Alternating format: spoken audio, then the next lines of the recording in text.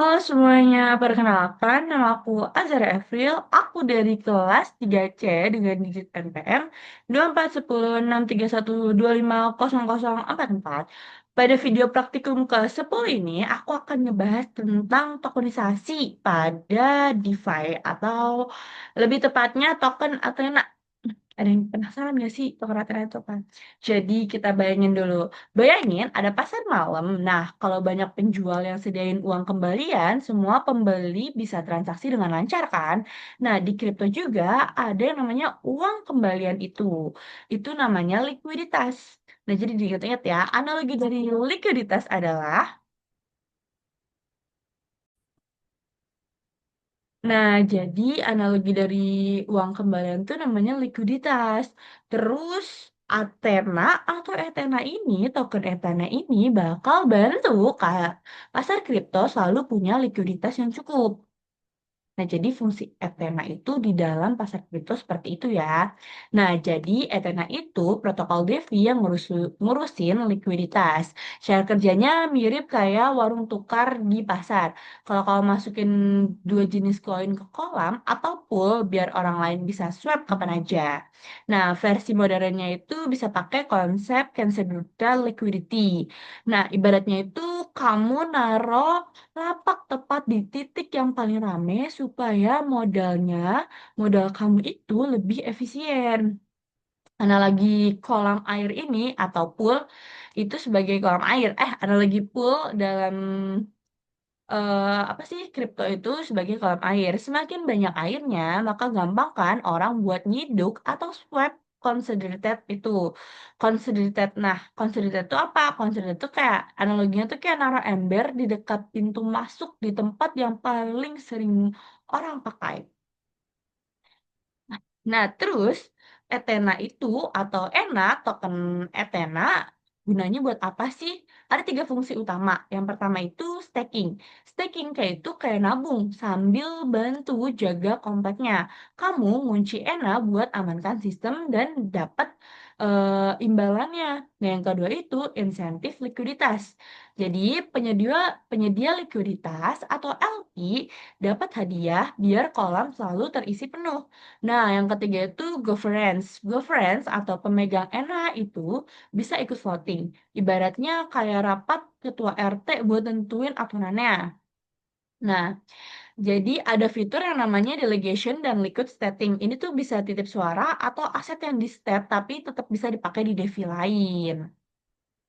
Terus dari mana sih cuannya bagi yang punya token Ethena ini atau bagi LP dan staker? Jadi yang pertama itu bisa dari biaya trading. Tiap swap itu ada biayanya, yaitu 0,1 sampai 1%. Mayoritas itu kurang lebih di 80 sampai 100%. Terus masuk ke LP. Nah, sisanya itu buat protokol sesuai dengan hasil votingnya. Anggap ini sebagai uang jasa buat jaga lapaknya ya. Nah, terus yang kedua itu rewarding farming. Jadi modelnya itu best plus bonus dinamis. Bisa dilihat dari TVL-nya, volume, dan stabilitas pool. Jadi nggak kebabasan buat terjadinya suatu inflasi. Nah, yang ketiga itu auto compounding. Auto compounding atau hadiahnya itu diulang atau tanam otomatis sehingga efeknya itu banyak gitu loh, banyak bunganya. Nah, intinya pendapatan dari yang punya Ethena atau LP ini bisa didapatkan di gabungan fee plus reward yang aturannya dibikin adaptif biar sehat jangka panjang. Jadi terus staking itu dibuat gampang. Di Ethena itu hasil staking itu seperti nilai rapot. Ada nilai dasarnya lalu naik karena lama ngunci. Jadi jumlah yang di stake itu dan seberapa kepakaian di sistem. Nah, formula ringkasnya itu bisa dihitung dari efek yield, base kali waktu kali jumlah kali pemakaian. Nah, terus kalau cara jadi yang punya koin Ethena yang baik tuh gimana sih biar nggak pusing? Terus ini tuh sebagai salah satu strategi bagi pemula ya. Yang pertama itu strateginya yaitu with range. Ibaratnya kalian tuh punya lapak yang lumayan lebar atau lumayan besar dan jadi tuh jualannya tuh nggak paling efisien. Mungkin karena kayak jangkauannya luas, kita nggak tahu pasarnya. Nah, tapi itu tuh aman gitu loh. Jadi fondasi yang kita bikin tuh aman karena nggak sesuai dengan atau kita tuh nggak terlalu terpengaruh dengan naik turunnya pasar ya.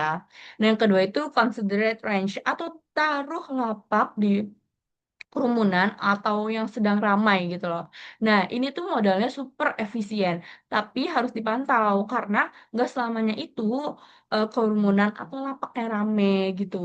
Nah, yang ketiga itu dynamic range. Kalau ke rumah pindah, ini tuh kayak kalau keramaiannya ikut pindah, lapak kita juga ikut pindah. Jadi kayak ini tuh kon apa ya versi lebih fleksibelnya considered range gitu loh. Jadi kita tuh memantau, tapi kalau misalnya kita diyakini kita kayak ini udah ngerame gitu, kita kan langsung pindah lapak kita. Dan ini merupakan kayaknya udah strategi yang cukup ahli ya, bukan yang aman. Kalau menurut aku yang paling aman buat pemula itu yang tadi, yang pertama, yaitu with range. Atau kita tuh emang harus buka dulu, lebar dulu, lapaknya tuh lebar gitu loh, supaya fondasi kita ya tetap teguh gitu loh, tetap kuat fondasi kita.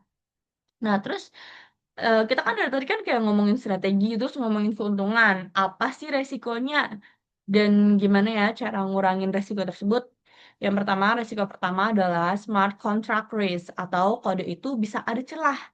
Nah, jadi Ethena itu pakai multi audit jadi Ethena tuh pakai multi audit, verifikasi dan monitoring real time. Jadi ada circuit breaker atau tombol darurat kalau pasar rusuh dan itu celahnya di situ.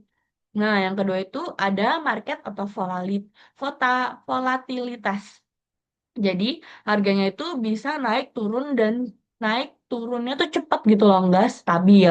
Ada fee dinamisnya juga kayak parkir yang lebih mahal di saat jam rame dan ada batas ukuran transaksi supaya pool nggak jebol.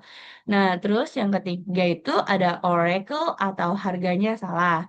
Jadi, Ethena itu bakal pakai banyak sumber harga plus metode median buat ngurangin salah harga. Tetapi tetap aja ada sisa risikonya dan itu emang harus dipantau. Nah, Oracle Median ini tuh kayak analoginya tuh kayak kita tanya ke banyak pedagang gitu loh buat harganya berapa dan kita tuh bisa mengambil keputusan nilai mana sih yang kita ambil gitu loh, nilai tengah dari harganya gitu. Nah, yang keempat itu ada kerangka risk atau alat pantau. Ada yang namanya skor risiko total dari kita lihat dari market, kontrak, likuiditas dan operasional. Dan ini bisa dibantu, dipantau, atau bisa dibantu diprediksi oleh machine learning ataupun AI. Jadi kayak kita tuh pertama tuh kayak bikin kerangka risk gitu biar kita tuh tahu dan gimana sih risiko yang bakal kita ambil kalau kita langkahnya begini, begini, begini. Dan itu bisa dibantu oleh AI dan machine learning. Asal data yang kita masukin itu ya tadi lengkap, benar, dan emang kayak sesuai kenyataan gitu. Nah, terus kalau misalnya kita nih mau punya token Athena, itu harus mulai dari mana sih? Yang pertama itu pilih staking atau jadi LP. Itu bisa jadi dua-duanya. Yang kedua itu cek APR, TVL, dan fee-nya.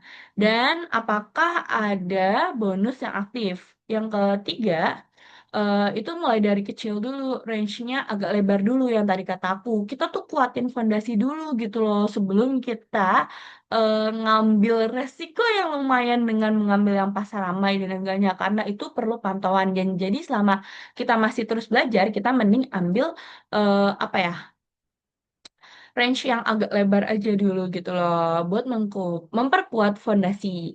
Nah, yang keempat itu pakai dashboard. Dashboard ini buat pantau posisinya, nilai posisi, fitur kumpul, untung rugi yang belum direalisasi dan sebagainya. Jadi, set alert kalau kalian metrik lewatnya ambang gitu. Nah, kesimpulan dari yang sudah kita bahas tadi, Ethena itu bantu pasar kripto tetap cair. Ada kolam tukar atau AMM, ada lapak di titik rame, concentrate, dan fee dan reward yang adaptif. Plus staking and voting biar ekosistemnya itu tetap sehat. Nah, ingat juga nih, untung dari LP atau apa ya, bisa kita dapat keuntungan sebagai yang punya Athena tuh dari fee plus rewardnya. Tapi resiko Pemegang Athena atau LP itu selalu ada, yaitu makanya kita tuh harus pinter-pinter buat atur posisi dan pantau terus koin atau token kita. Nah, cukup mungkin itu saja penjelasan tentang tokenisasi Athena yang bisa aku jelaskan. Kurang lebihnya mohon dimaafkan. Wabillahi taufiq wal hidayah. Wassalamualaikum warahmatullahi wabarakatuh.